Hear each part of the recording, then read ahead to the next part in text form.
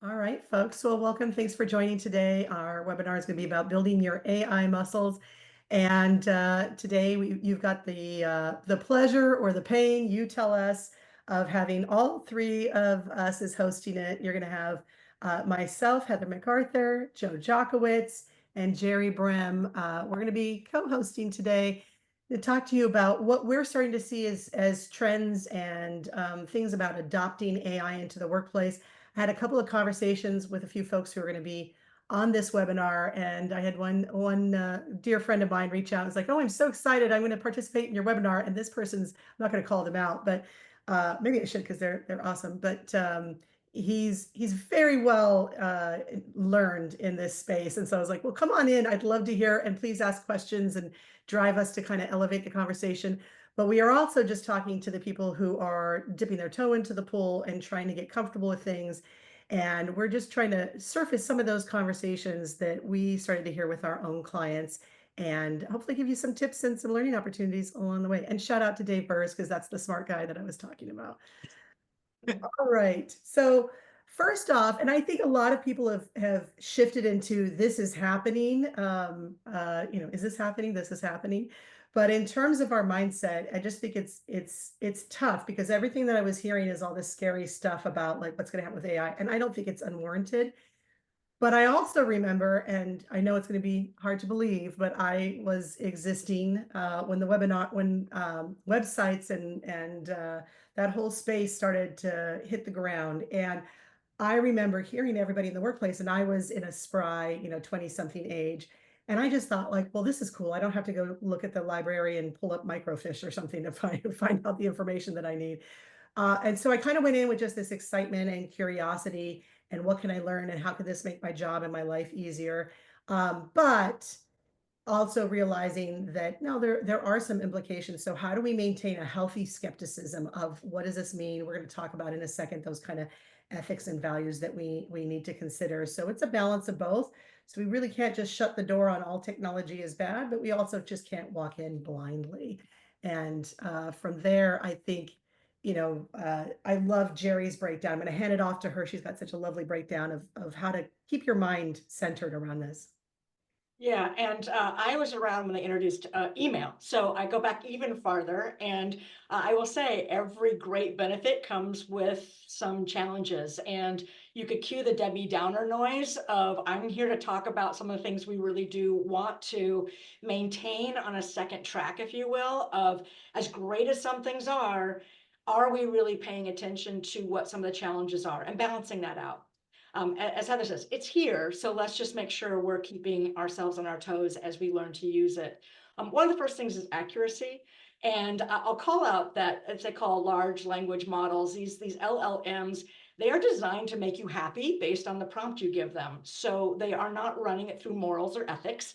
And that means they have been known to make up research. They've been giving up quotes that don't exist. In fact, those quotes are now showing up generations later because people just assume it must be a real quote from somebody. So we've got to do our due diligence and not just count on, yes, I want to prove my theory, and it will help you prove your theory, whether it's true or not.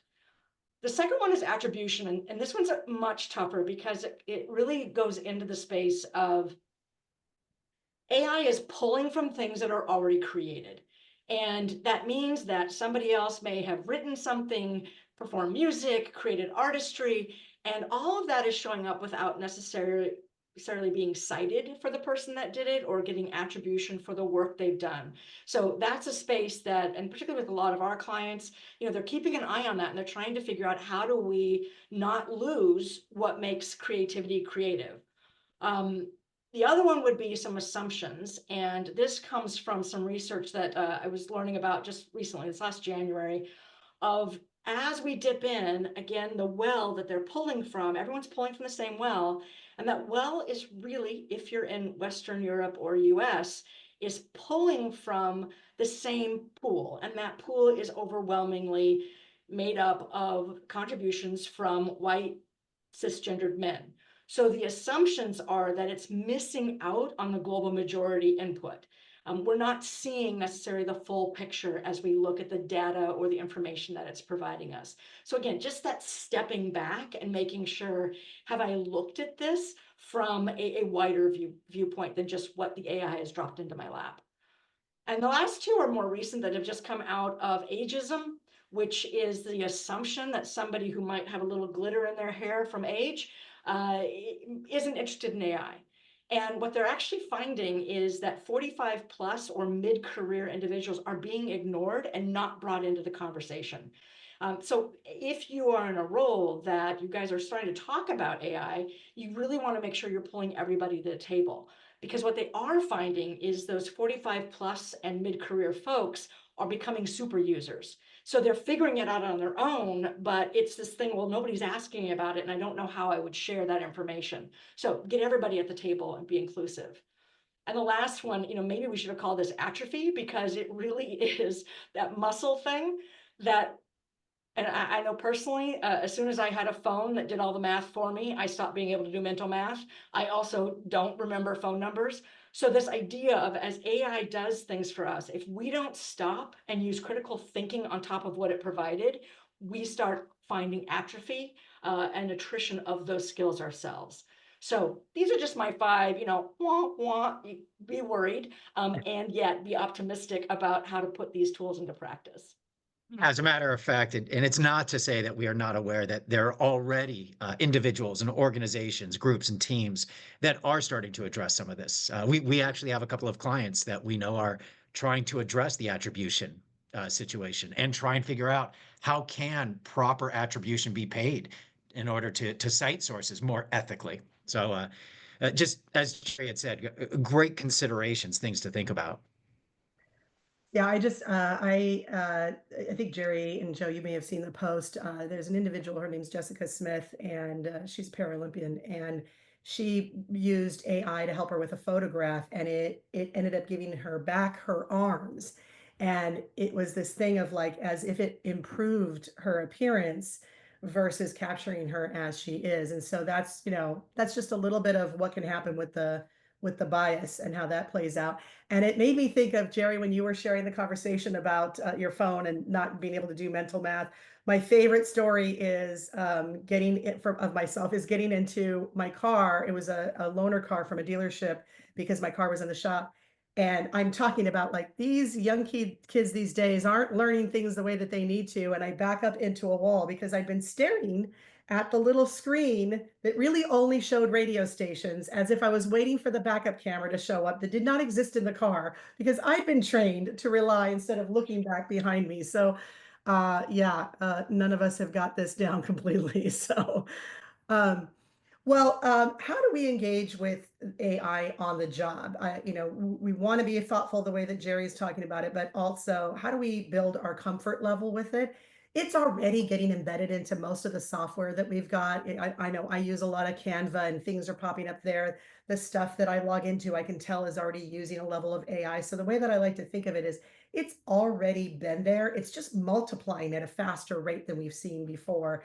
What I have found and from some of the discussions that I've had with recruiters and some other hiring managers, that one of the skills that has just become a hot skill is this ability to prompt in Chat GPT or whatever platform you happen to be using.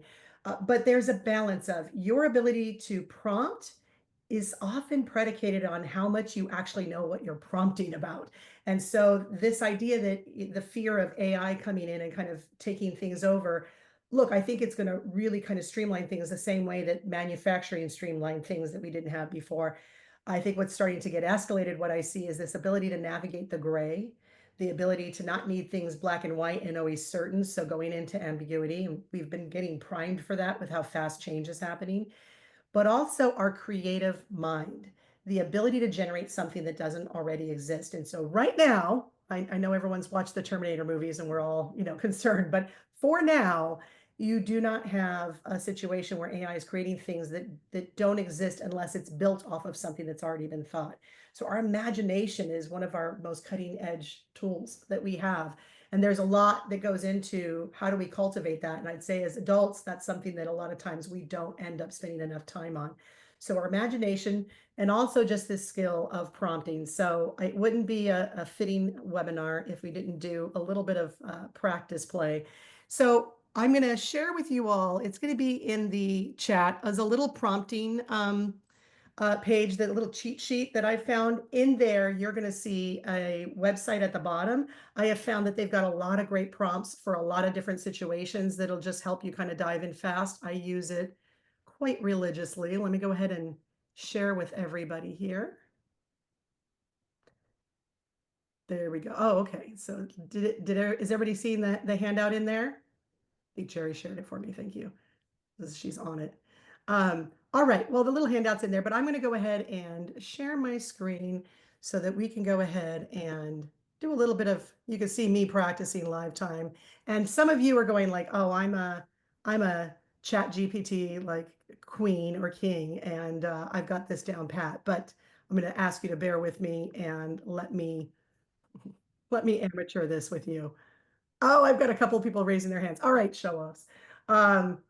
You could tell me, grade me after this on how well or how poorly I did. I can take it. I'm big on honesty. All right, so let me go ahead and that's exactly where I'm at. Let me go ahead and scare you with my skills and share the screen. So if you're following along with the handout, here are some things that it's asking to do. If you look on page 2, you've got the prompts. So the first thing is, what's the goal? And so I'm going to go ahead and say, please, I'm very polite with my chat GPT. I don't know if anybody else does this because I'm just like, I watch Terminator. So if they turn out to be, I want to be on good standing, like they were one of the nice ones. So please write a marketing ad for webinar. See attached, because I'm going to attach the deck that we've got here. So that's the goal. It should be designed to engage users, linked in professionals. Is anybody impressed with my typing skills? I hope somebody is. LinkedIn professionals and clients to register and attend. So I've got that, but I'm not done. So the next thing is, what's the role? Instead of fix my writing, I'm gonna say, you are a copywriter and work for the best marketing firm. Gerri, are you seeing the typing? I am. What I'm also seeing is people are not able to access, I guess the chat was disabled. Oh, okay. So it says to me it went through to everyone, but that's not what apparently is experienced by everybody else. Okay. I'm so sorry. Well, tell you what, we will make sure that it gets emailed out to everybody, so you will have that as access. Let me show you really quick just what the page is, and then I'm gonna slide back to the chat, but just so you can see. It's a handout, and on page 2, you're going to see that it's got this, what's the goal, what's the role, a little sample prompt that you can use, and then some things to think about. So I wrote down what's the goal, what's the role, and I'm going to add the tone really quickly. And then you're going to see me kind of go into how can I enhance the response. So let me go back to my little prompt here. Let's see here, the tone. What do we want? We want the tone. The tone is professional because we're all such professionals and we want to be professionals, and enthusiastic because we don't want this dry as toast. And then what I'm going to do is some of you all, some of the open forums don't have the attachment capability. I do have a paid subscription with ChatGPT, so there is a little bit of a enhancement here. Some of you have that option to be able to attach documents. I will say it's earned its weight in gold for me. So I've attached the deck. I've written 3 or 4 sentences. Normally the time that I might spend on writing something like this might take me 30 minutes, might take me an hour. Once again, my expertise. Once I load it, now some of you are really familiar, as I've seen. For those of you that are new to this, you're going to see that it really does whip out some great content. Now, here's the thing. It is going to take, oh, I attached the wrong thing. But I attached, no, I didn't. Oh, that's interesting. Instead, it created a webinar for it took the last slide of the deck that I attached. So this is a great lesson. It took the last slide of the deck that I attached, which is Gerri's upcoming webinar in April on influence, which by the way is good. Go join it. And it took that and created a marketing piece for the very last slide. So now here's the thing. This is where job security comes into play. We have to know what we're talking about. There was a point where someone had posted something about recruiting in the job market on LinkedIn, and the vitriol, the anger that came from people's responses after the post was like, this is clearly written by AI. It doesn't make sense. It's not been proofed.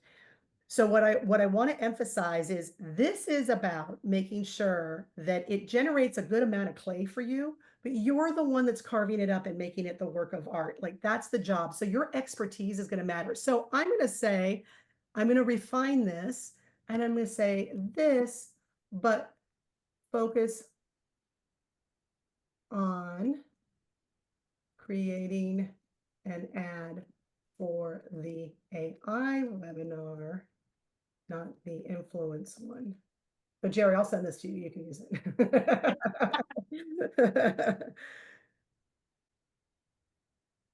All right, all right. Now we're cooking with oil. Okay.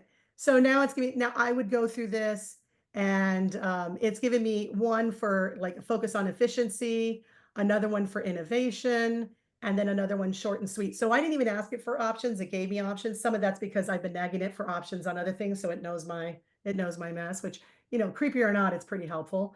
All right. So that's just a little bit of, and then I could say, this, but make it more fun. So let's just keep nagging this. And then it's going to pop up with stuff. So you get to have a lot more options around things, and it'll speed up your time. I get that some of you are beyond the 101 on this, but for those of you that maybe haven't delved into this can be a really good time saver. And the reason why I wanted to emphasize this is, like I said, as I'm talking to people, this is the one that is the skill that right now is starting to be almost, it's not been said this way, but almost viewed as it's common sense now, just like being able to search for stuff on the web. Are you able to come up with good quality prompts? Yeah, prompting has been something that I've noticed a number of different aspects around. Number one, I remember one of my very first uses of prompting, and I found it very helpful. I had to cook a family dinner, and I had about 4 or 5 different recipes that I wanted to make. And as I started to sketch out what I needed for a grocery list, I ended up taking all of those, I put them into AI, and I asked it to spit out a grocery list, a shopping list, and immediately, boom, in like 2 seconds, saved me easily 10 minutes. In addition, it was really cool to watch you do that. One of the other tips or techniques that I've learned or picked up from people, you can ask AI to even be a better prompter. So you can ask AI for tips or techniques on how to make this sound less like I just ran you through an AI engine. So there's a lot of different ways in which to do that. And as a matter of fact, as you see here on the screen, we are taking a look at AI, and it's got a lot of use in learning and development as well. There's some, what I'll say, more general roles or ways in which you can think about using AI in this space. One is think about it like an intern. An intern, eager, wants to learn, wants to try. Usually we end up doling out maybe some research or administrative types of responsibilities. You can use AI in that regard, asking it to run an analysis or maybe put together a first draft of something. Another way to think about it in the role of a thought partner. You can use it for ideation and brainstorming. You share a few of your ideas and concepts and ask it to spitball back, maybe being a little bit more creative or a little bit more out of the box or incorporating different aspects of it. Another role that we're seeing is using it as a coach or even a critic, if you will, to review work that you've already done and maybe have it offer some ideas, suggestions. I'm going to get into this one in a little bit more detail because we are seeing AI being used in a coaching capacity in a number of different ways. Or you can even use it as a straightforward teacher. I don't know how to program something, or I don't know how to do a certain task. You can ask AI in order to walk you through it step by step, kind of like your own little do-it-yourself type teacher. One other way that we're also seeing it more and more, as a matter of fact, Gerri might even be able to speak to this a little bit more, is as an agent, where it's able to carry out full-blown activities, such as I am looking to take a trip to the Bahamas. Schedule out, cancel, make reservations for me, reserve a car, a hotel, and it serves as an agent in that regard. I know Gerri had heard about a couple of examples of this being used. Yeah, that was actually coming out of the head of, I think it was the head of people, I'm going to get her title wrong, at Salesforce, but they have a whole agentic AI mode, and that's where we're going next. That is where we're at right now. So her example was she travels for business, and she could set up a little agent for herself that could see her calendar where she was going to be. She loves music, knows what kind of music she loves, finds what venues are playing what that kind of music, and then basically books and buys the tickets for her. So it's that thing of you can actually start saying, how do you help me be more efficient or effective in whatever I do? In her case, she was looking for music while on the road. Yeah. So those general roles are ways in which AI can be used. Actually, Heather, I'm going to ask you to go back a slide if you don't mind. But there are a number of considerations that we want to make sure we're thinking about before we. There are definitely some benefits, as all of us are realizing, but there's also some risk involved. On the benefit side, AI can tailor to your situation. In learning and development, it's not uncommon. Different organizations, different teams, different companies focusing on different areas of learning and growth. Maybe you're trying to develop something around succession planning, or perhaps it's around coaching, and you want to tailor it to your organization. You've got the ability to do that. AI is available 24/7, so it's constantly going. One of the other upsides, and I'm seeing this a lot more with clients as well, is that it's multilingual. You've got the ability to create programs, and you can have them translate it basically immediately. Now, there's also some considerations, potential downsides or risks, challenges involved that I don't know if we always think about. One of which, and I mentioned this earlier, you can use AI a little bit as a coach, if you will. And you're going to see that here in just a minute when I speak a little bit more about blended versus binary strategy. But using it as a coach, realize it is an unlicensed therapist. It is a very different experience than going to somebody that has been trained in this. In addition, I've always gone to unlicensed therapists. What are you talking about? oh, Heather, that explains so much now. Don't stop me now. The other aspect, and Gerri and Heather, you probably speak to this as well. When we are coaching with folks, it's not uncommon. There's a certain element of human support, of empathy, of in the moment reaction that helps with the coaching. You're not necessarily getting that with AI. That human experience is not there. So empathy, ethical considerations probably aren't going to be a part of the equation. But Heather, Gerri, I'd be curious to get your take. Well, I think what comes to mind is because I saw a tool being used for junior therapists, and we all called out, and even the researcher, of it can't pick up tone, it can't read body language. So as somebody might be getting feedback, it isn't necessarily getting the whole story. So I think it's just these things of is it a starter place where you learn how to ask better questions as a manager and you want to be a better coach to your employees? Great, might give you some great open questions. That said, as a coach itself, it might be missing some really key elements.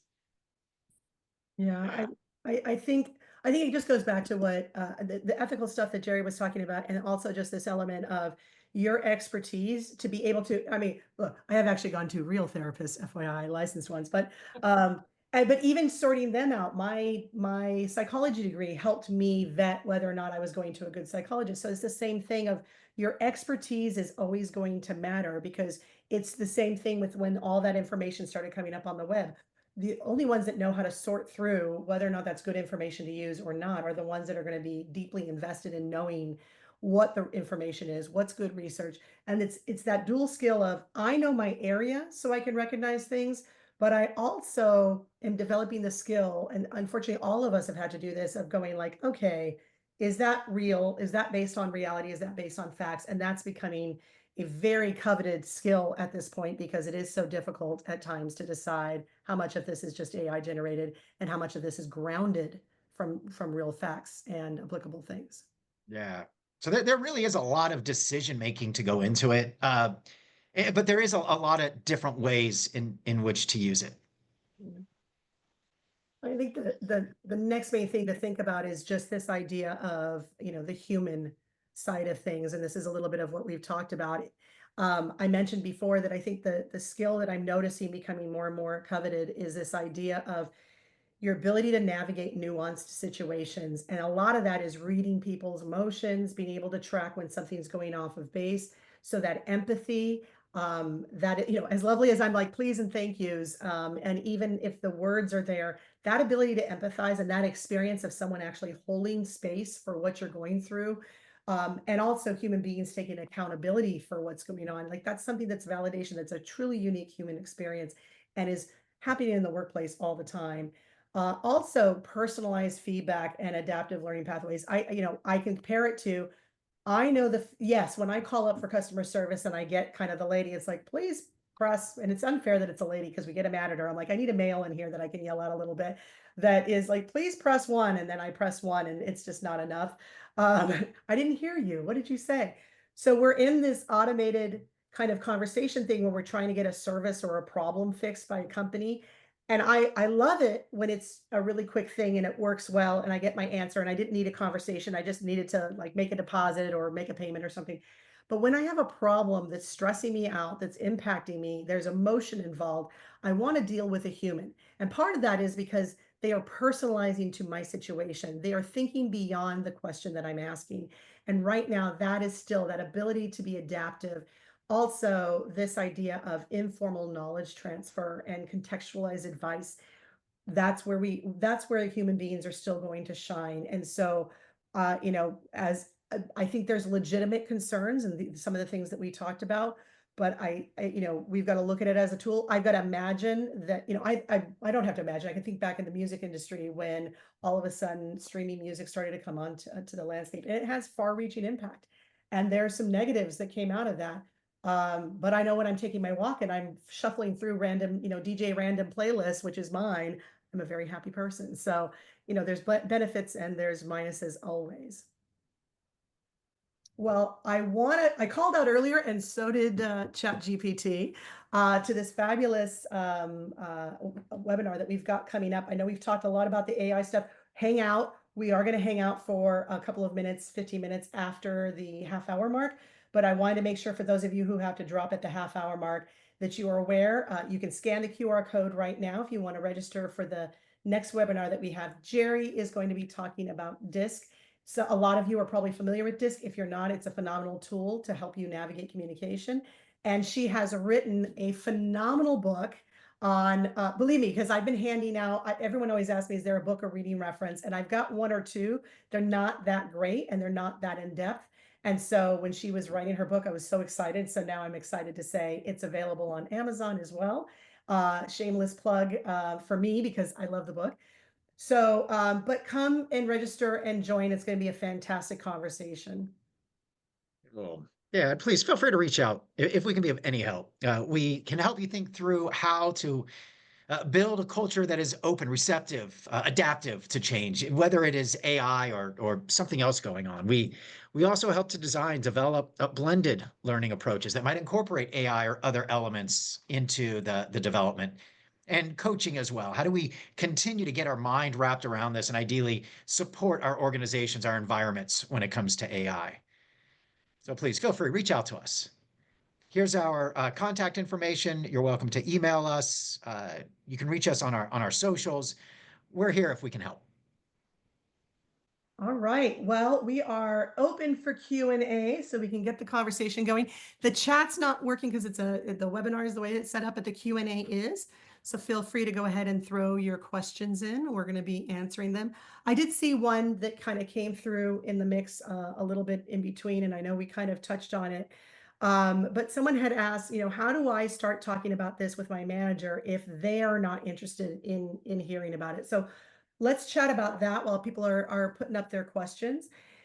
Look, I think it's tough when you've got a manager who's not necessarily on board and kind of moving forward with things. I always look for, and for anybody who's sat through my lectures, the thing that I keep hitting on is that you're a business owner, and that makes your manager your primary client. So, how do you find a way to present this as something useful to them? And what I look for is what is it that they're struggling with, and how can you show them that it's easy without it being you being the smartest one in the room. And I don't mean this to be like you're being manipulative with your manager, but if they're resistant to it, ask yourself, is it they're resistant to the change or they're resistant to hearing it from you? Because there's some pressure that they're putting on themselves that they should be the ones that come up with the answers.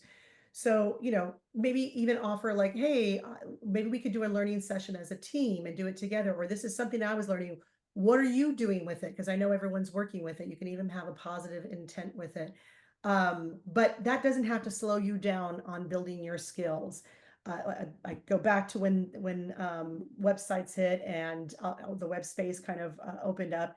None of my managers were using it. That didn't prevent me from diving in and leveraging it to help support my job. And so when the timing was right and they came on board, I was more than happy. And this is where you have to make a safe space for them to learn from you and not this kind of like, look how smart I am type of situation. Gerri, Joe, thoughts? Yeah, and I'm just going to add, I think it's, here's a plug for influencing. It's also an influencing moment because what does that manager really care about? Just as Heather was calling out. And I think if I'm working with somebody, I know that they really care about efficiencies. I can frame why I'm using that tool for efficiencies.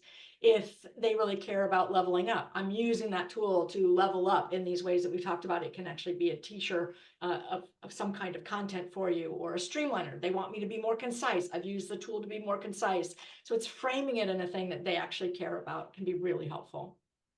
Yeah, AI might end up being one of those things that's a little bit more of a bottom-up influence as opposed to a top-down influence. As a matter of fact, candidly, I think we'd be a little naive if we didn't acknowledge. We realize that for some clients in some industries, even saying the words AI in the office or with colleagues, unfortunately, can immediately raise some concern or red flags.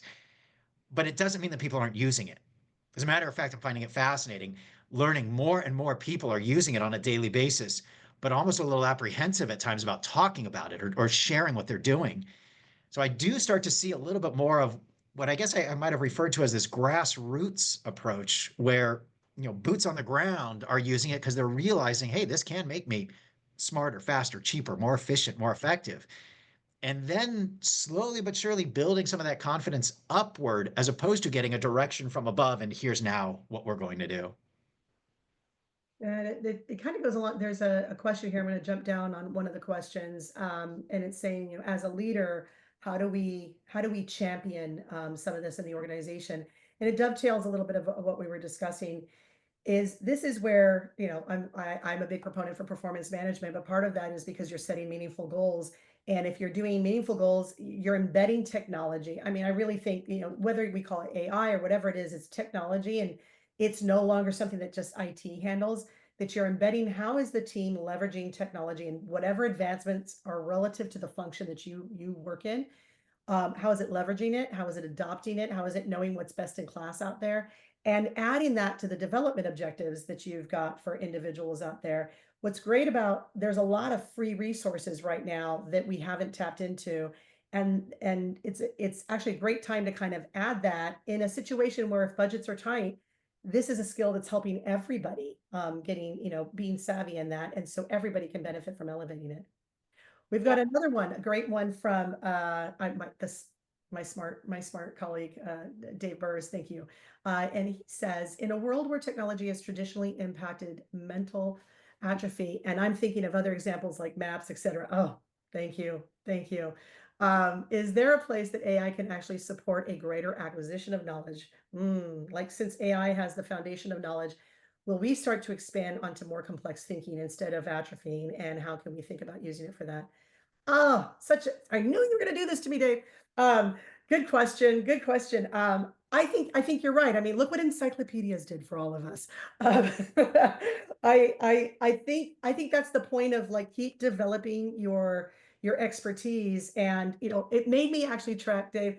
It made me think of a time that I was working with a manager and her son came in and we were talking about he had gone to the library for something, which is something that he never did because he's just on the internet. And he said, yeah, I went to the library, the other day. And I was like, oh, what archaeological dig did you find? And he starts talking about, what he did. And his mom says, oh, we used to have to go with the Dewey Decimal System and go in the card catalog. And he just looked so stone-faced to us and was like, what an epic waste of time. It broke our souls. But a little bit of, yeah, he didn't have to spend hours going through this card catalog and then like the weird fingerprints on it and somebody ripped the card out and you can't find it. He went straight to what it was that he was looking for. And so I think you're right. We have more access to information. I do think it is going to be, how do people learn how to learn? And maybe that's, you tell me what you think, Dave, on that. But how to learn, because I find that a lot of people on the job don't know how to explain to others, this is the way that I learn, because they're not aware of what it takes for them to pick up new information. And I think that level of self-awareness and managers asking the questions, what sets you up to learn the best, can help them figure out how to file away and engage with AI as a support tool. Sorry, I've been yapping. Joe, Gerri, what are you thinking? Well, I'm actually thinking about, he asked this, obviously it's a phenomenal question, and we don't know how our brains are going to adapt to this, because right now what we can measure is the atrophying part of it. I will say that they still find if we physically write something, there's something about the hand and the brain. If we write it out, we have greater memory to it. There is something about turning a page of a book that has a different kind of holistic reaction to our brain and our senses than just reading something off a screen. So we're not there yet, but I do wonder, are we going to shift to a place where we start having some kind of neuro connections happening, even if it's just on a screen and AI has done it for us? But as Heather was talking, I was flashing on somebody who they definitely are on the spectrum of neurodivergency. And so they've got a tool they were talking through that allows them to, I need to ask this kind of question. And so it sort of helps them find ways to ask what might be neurotypical questions, or how do I take care of this information in a neurotypical way. So I think there's all these amazing things that can help people be more included in a conversation by having these tools. We just want to make sure that we're figuring out, to Heather's point, how do I learn? Do I need to touch something? Do I need to talk it out loud once I see it? Like, what is it that's going to have that stickiness so I'm not losing aspects of my brain? And I can't go anywhere without a map, even if it's, the same blocks I walk every week. Yeah, I can't really disagree with anything either my colleagues had said. I think it's definitely going to expand the way that we take in knowledge, the way we process knowledge, the way that knowledge in and of itself is even shared with folks. So the short answer, David, I think is absolutely yes. How can we start thinking about it? I started to think about how search, when we got introduced to search and how that affected our ability to process information and really expand our knowledge. If I am sure everybody is familiar with Google. I learned this probably just a few years ago. I think when it was COVID. There's a link on the Google website, the search page, that talks about how search came about and the impact of search. And it's a little bit of a tutorial, a documentary. And I ended up watching it, and it was fascinating to see how our access to information has changed and really developed us as human beings over years. And one of the very, very simple examples that I remember it talking about was, let's say hypothetically, you wanted to make potatoes. Way back in the day, you would talk to different people and learn how they experimented and made potatoes.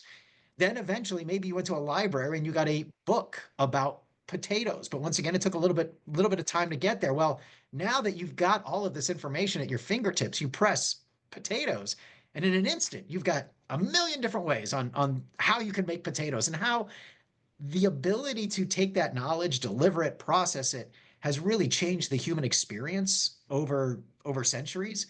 I got to imagine AI is going to continue to do that even exponentially. So I am fascinated actually to see what it's able to do. I'm waiting for the Jetson thing where I say potato and it comes through my screen because Okay, there you go. That'll be next. That'll be the next the agentic potato AI type. There you go. I do want to throw in one other thing to add to that, coming off of what Joe's talking about. is even if we go back to that prompting skill, I'm gonna kind of circle bookend on this. The prompting skill, when I put in prompts and I'm asking for things, what I notice is the more specific I am, the better result I get. And you know what that mirrors? That mirrors giving and receiving feedback on the job. So if you've been telling people, you know what, think more strategically to your employees, and they're like, what the heck is that? Imagine putting that as a prompt. In AI, think more strategically for me. Well, you'll get something, but you're not gonna get really what you're looking for. And so I think it's even if people really develop their prompting skills, they're gonna get that much better at feedback. For me, I remember in the military, we used to have to write and document things to like the nth degree of what did you observe?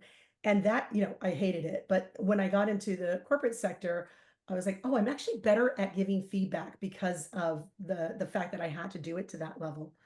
Someone else There's, shared. yeah, there's a couple questions about, are we going to be sending the deck itself? So I think there was some interest on re-seeing a couple of those slides. So I let them know that we're definitely providing resources post the event with the recorded webinar. So we'll just slide those, the deck in there as well. Would that Yeah, be? you get the deck, you'll get the handout, and you'll get a link to the recording. So just not that we're trying to, push this, but if it's helpful for the individual that asked about what about when my manager is not open for it, you can play the recording. Either people can watch it ahead of time, or you can play it in a meeting. I've done that before where if you're meeting in person, it's kind of weird when it's virtual, but if you're meeting in person, play the webinar and then people get to kind of discuss it afterwards. It's not a bad way to go. All right. Well, I want to thank everybody for joining us today, and thank you for the questions. Dave, thanks for keeping us on our toes, and everybody else that's participated today. And thank you, Joe and Gerri, for all your wisdom in today's session. Any closing thoughts from either of you? Just thrilled to be here. Yeah. Thrilled to have the folks in the room. Yeah, I really appreciate the engagement, the questions, the interaction. For anybody that has done, participated, or facilitated webinars, it's regardless of how good the technology is, people still like interacting with people. Yes. Yes. And I can't believe I can't do it because my hands are bad, but they'll go forth and prosper. What, we weren't going to do that on an AI call? Thank you, Joe. Thank you. There you All right. go. Now we're just showing off. All right. Okay. Thank you, everybody. We look forward to seeing you for Gerri's webinar coming up in April. See you then. Thank you.